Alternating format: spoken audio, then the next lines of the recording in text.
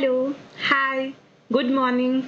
This is Kaushika Patel from LJ Institute of Pharmacy, Ahmedabad, and welcome back to the session on pharmacokinetics. In the first session, we learned about the basics of pharmacokinetics, and now we will move forward and understand how to assess the pharmacokinetic parameters which you have collected during the in vivo study. The most important method for that is pharmacokinetic models. The model here will indicate a mathematical term. You have to develop an equation and assess the pharmacokinetic parameters.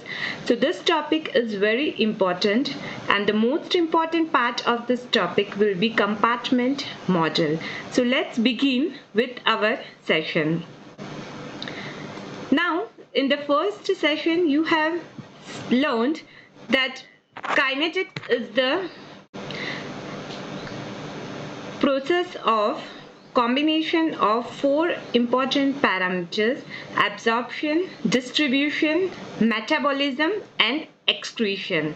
So all these four processes, you have to assess the pharmacokinetic parameters during these four processes.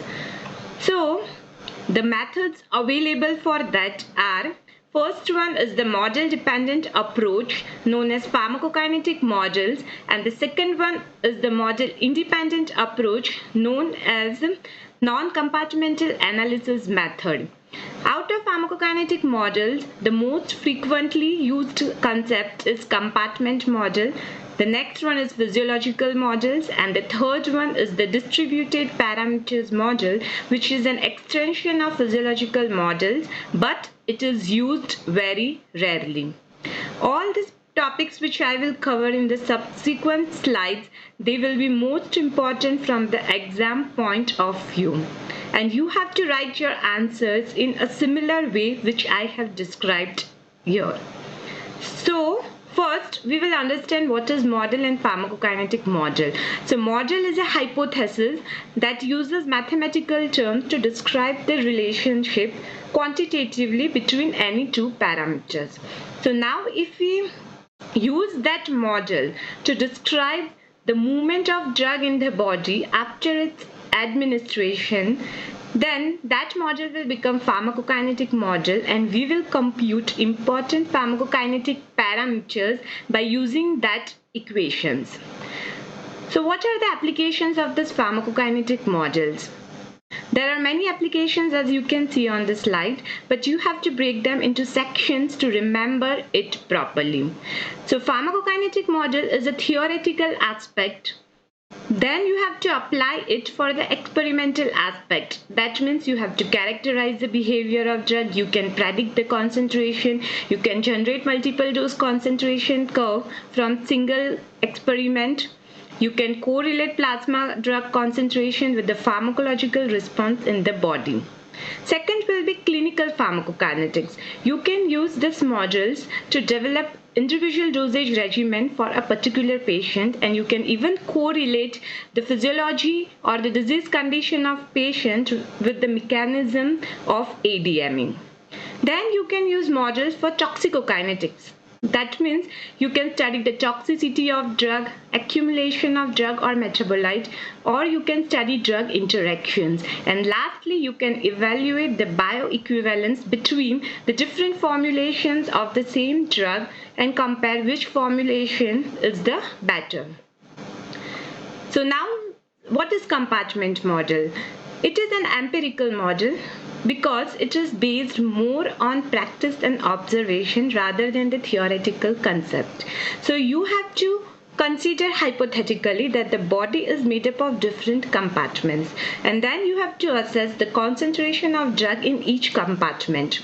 The groups of tissues having similar qualities, they will be placed together in one compartment, and the concentration will replicate the concentration of drug in each of the tissue that is present in that compartment. Okay. So since compartment model is an hypothetical approach, you have to first make certain assumptions. Okay, so first one, as I told you, the tissues having same distribution characteristics will be placed in a single compartment so that the complexity of model can be reduced. Then whatever number of compartments are there, you have to arrange them either in a parallel or series design which can communicate reversibly with each other. Each compartment is a well-stirred compartment. As soon as the drug enters in that compartment, it is rapidly and homogeneously distributed throughout the compartment. The rate of movement between the two compartments is always described by first-order kinetics. And the movement is depicted by rate constant capital K, and the subscript of that constant will determine the direction of movement. So if it is K12, that means movement is from first to second compartment. Okay. Then how you have to arrange the model. So in each compartment model, there is always one central compartment and it will always be given serial number 1. That compartment will contain definitely blood and all the highly perfused tissues having high blood flow rate to that organ like lung, liver, kidney, etc. Then there may or may not be one or more peripheral or tissue compartments which will be surrounding the central compartment. They will be given number from 2 onwards, like 2, 3, 4. The rate constants which will be present in a particular model depend upon 2 factors.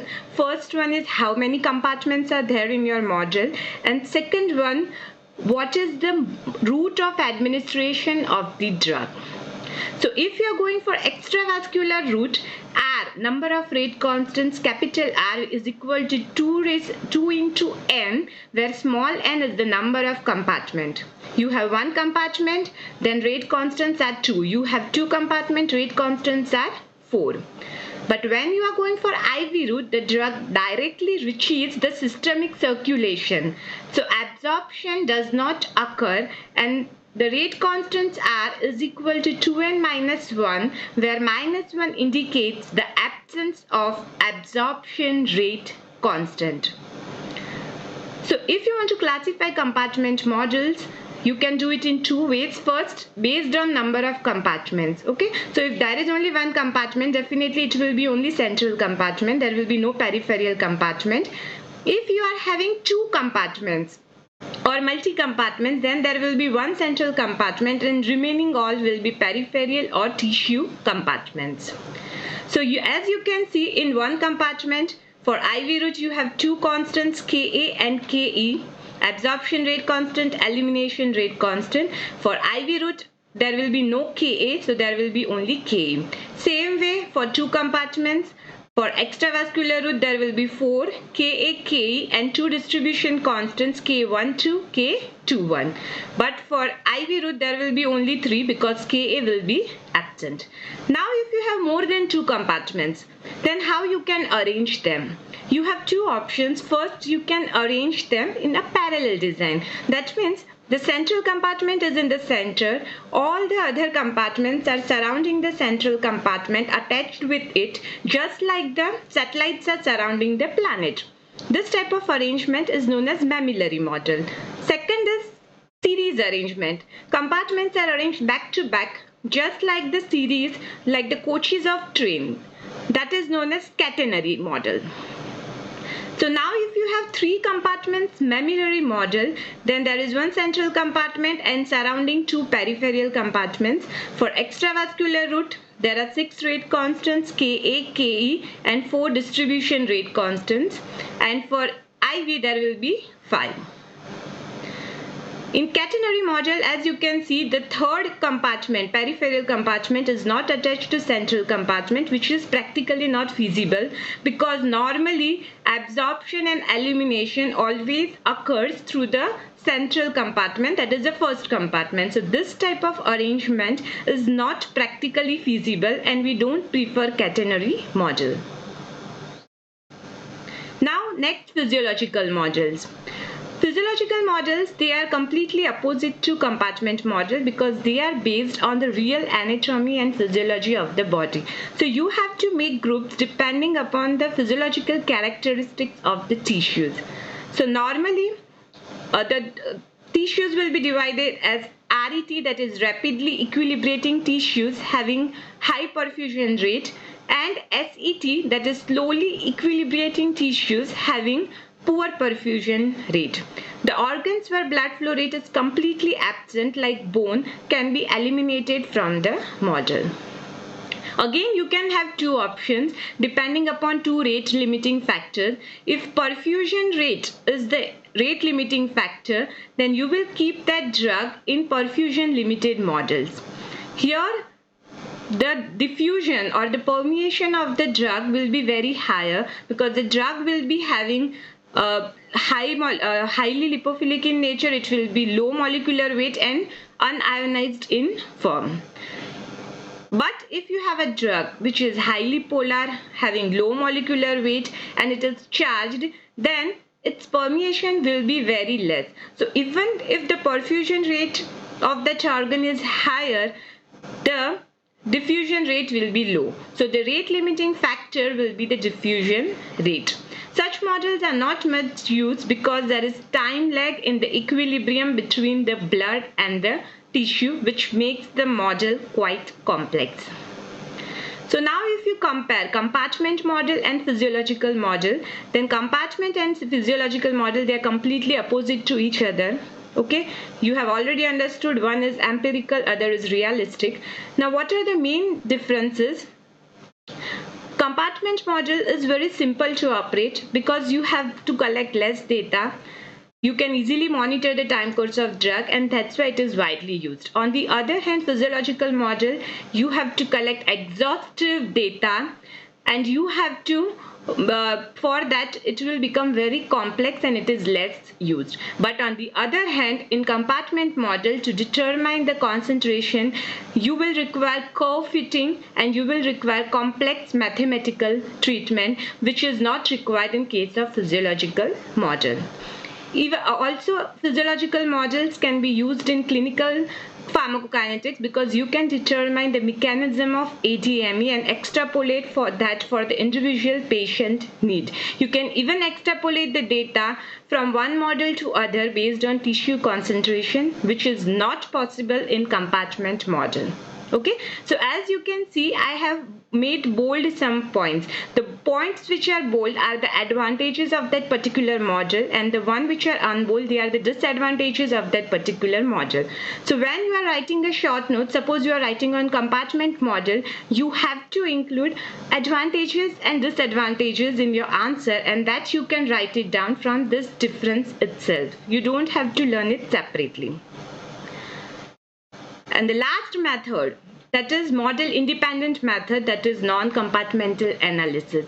This method is the statistical method which is based on algebraic equation and not exponential terms. You have to use the statistical moments theory. You have to determine mean residence time, that is the average amount of time spent by the drug in the body before getting eliminated. That can be obtained by the ratio of AUMC upon AUC. AUC is area under the zero moments curve. AUMC is area under the first moments curve. Both are determined by trapezoidal method. There is only one difference. For AUC, you have to plot the graph of concentration versus time. For AUMC, you have to plot the graph of concentration into time versus time on the x-axis. Then whatever area you get, you have to divide into trapezoids. You have to determine area of each trapezoid, and then you have to find the cumulative area under the curve by the addition of all the areas of trapezoids. What are the applications? This method can be used to derive all the important pharmacokinetic parameters. The best advantage is that it is very simple method, and whatever equation you will derive, that will be applicable to all the drugs and metabolites which follow first order kinetics.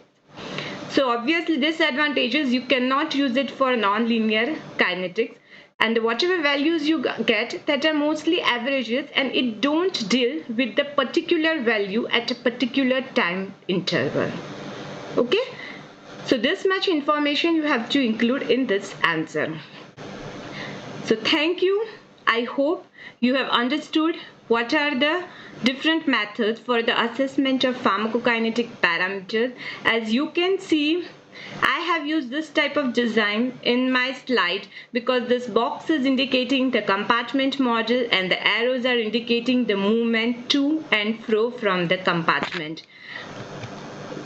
In the next session, we will continue with one compartment model with different routes of administration. That topic is very interesting, but before moving to that, you have to thoroughly understand this topic. Please continue to watch our YouTube channel Pharma Ignite for more informative sessions on pharmacy. See you soon. Till then, take care and bye.